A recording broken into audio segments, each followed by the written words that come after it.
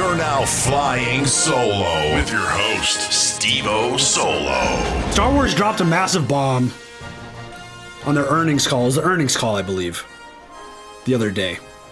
They dropped like 15 new shows. Holy cow.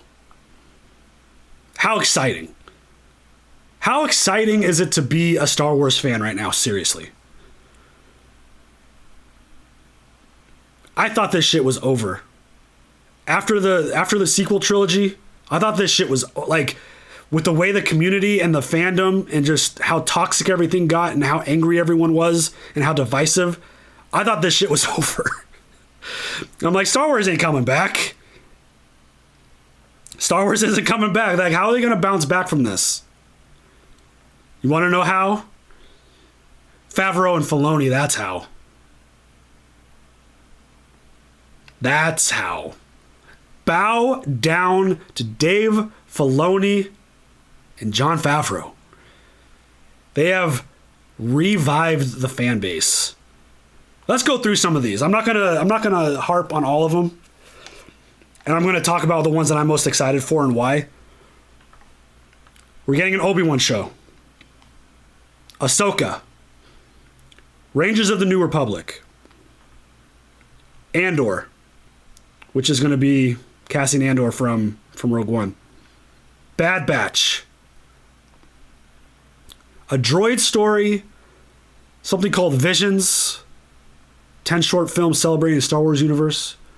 A Lando show. The Acolyte. And then a movie was announced, Rogue Squadron. Do I think this is too much? I do. It's kind of my same problem that I have with the MCU right now.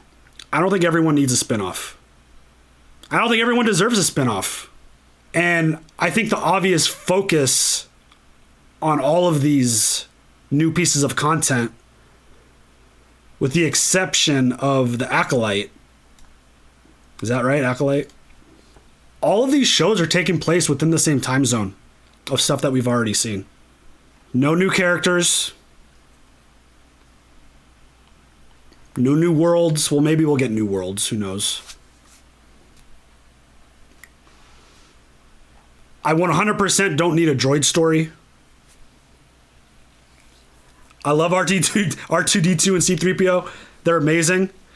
But they're amazing for what they are. Comedy relief, sidekicks. I don't know if they need an entire show. Does Cassian Andor, like, I really enjoyed him in Rogue One. I'm really interested to learn more about him. But he's dead. How invested are we really going to get in a character that we know passes away the way he does? You know? That's tough. Bad Batch. I'm not that familiar with them. I know they were from season 7 of the Clone Wars. They sound cool. Rangers of the New Republic. A show that's taking place within the Mandalorian timeline. Assuming Cara Dune's going to be there. Assuming the knuckleheads... Well, I don't want to call Filoni a knucklehead, but he's one of the pilots. Assuming those pilots will be there. It's fine. That's not jacking me up. I'm not getting crazy excited about that. Visions. Sounds like that's like a Star Wars anime. So you know how I feel about anime. Sounds interesting. 10 short films celebrating Star Wars universe. That sounds cool. Lando. I don't know if I need a whole show about Lando. I feel like we got enough Lando. Donald Glover, I mean, if it's not him, I couldn't imagine them doing this show. It has to be Donald Glover coming back. Because he was spectacular. I feel like he nailed Lando. See? I said something nice about Solo. Rogue Squadron. It's not going to be a video game adaptation, according to what I read. December of 2023. All right. It's not what I was hoping for the next movie, but we'll see. But I cannot explain to you through word. I'm going to try. I'm going to do my best. I cannot tell you how freaking excited I am for Obi-Wan. And I saw some stuff yesterday that made me almost want to just freak out. When Disney announced they were doing standalone stories, I didn't need Rogue One. Turned out to be a really good movie. I 100 million, billion, quadrillion never ever wanted Solo. Didn't need to happen. There are some standalones that don't need to happen. Someone in chat's mentioning Yoda. No. Please, God, no. The mystery of Yoda is what makes him so cool to me. I do not need a full backstory on Yoda. I don't need it. Some things need to be left alone. Yoda's one of them. But Obi-Wan? Bringing Ewan McGregor back? Easily the best part of the prequels. His performance as Obi-Wan. He was so good. And Hayden Christensen's coming back? Hell yes. I want that so bad for him. And something I saw a video from Star Wars Theory. He found an interview with McGregor, and it sounded like there was potential that we were going to see Anakin during Order 66 in the temple slaughtering younglings. What? What? Are you kidding me? Is that really gonna happen? And then he said something that made my head almost explode. What if that's where Grogu's at? And someone at the last minute pulls him out. What? That sounds incredible. Like, my original idea for the Obi-Wan series didn't even include Vader. Even though it would be kind of weird to do a Obi-Wan show that takes place after episode 3 without including Vader somehow. But the Obi-Wan show is that's the first thing that I went to. I want a show between episode 3, episode 4. I want to see Obi-Wan on whatever adventures he was on. I want to see him communicating with Qui-Gon because that's what Yoda gave him to do as his mission.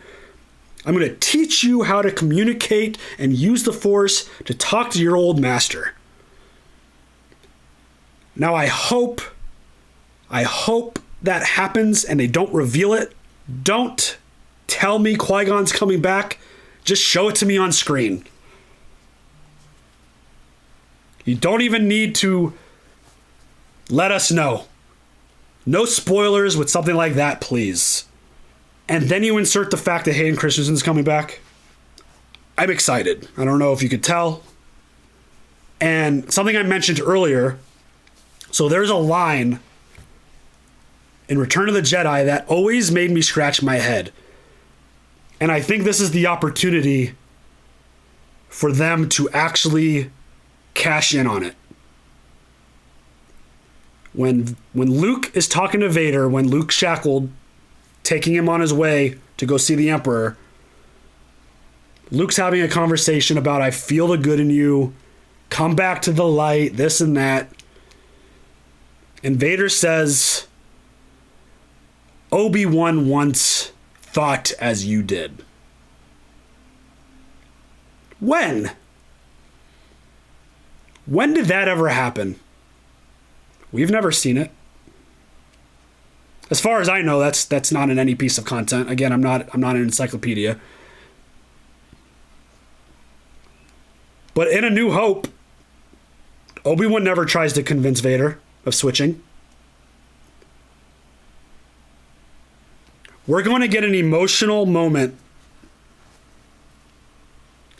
an emotional fight, one last time between Obi-Wan Kenobi and Darth Vader.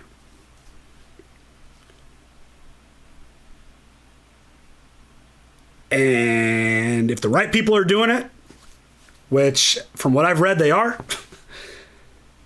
that might be one of the most emotional moments in the history of Star Wars. I'm picturing it in my head now. Obi-Wan's last chance. He failed once. I would imagine Vader's on the hunt for him. There's no way Vader... I mean, it's set 10 years after Revenge of the Sith. I don't know if there's going to be flashbacks. But there's no way he's not going to be looking for Obi-Wan. That's a line, for some reason, that's always kind of... I think that's one of the primary reasons why I've wanted an Obi-Wan show when I knew all this stuff was coming. Because there's still something there. Between Obi-Wan and Vader, there's obviously something still there. So, the opportunity of getting that, I think it was going to be fantastic. Ahsoka. Of course, Dave Filoni and Favreau are going to be behind that one. They're going to oversee it. Rosario Dawson looked dope in The Mandalorian. We could totally get Inquisitors in the Obi-Wan series. They're hunting the remaining Jedi that survived Order 66. Yeah. I'm down. This Ahsoka show is essentially, I feel like, going to be the sequel to Rebels. It'd be dope to see Rex come back. And even if they want to introduce Ezra in The Mandalorian, that could kind of propel that story. Because right now, as far as we know, Ezra and Thrawn are out in the outer reaches. They got sent off. And Ahsoka with Sabine left to go find them. So that could be that. Live action, Ahsoka. Live action, Sabine. Live action, Thrawn. Live action, Ezra. I'm down. Oh yeah, I didn't talk about the Acolyte. So, according to what I read, the High Republic, an era that takes place hundreds of years before the Phantom Menace, has not yet been explored in film or television in the Star Wars universe.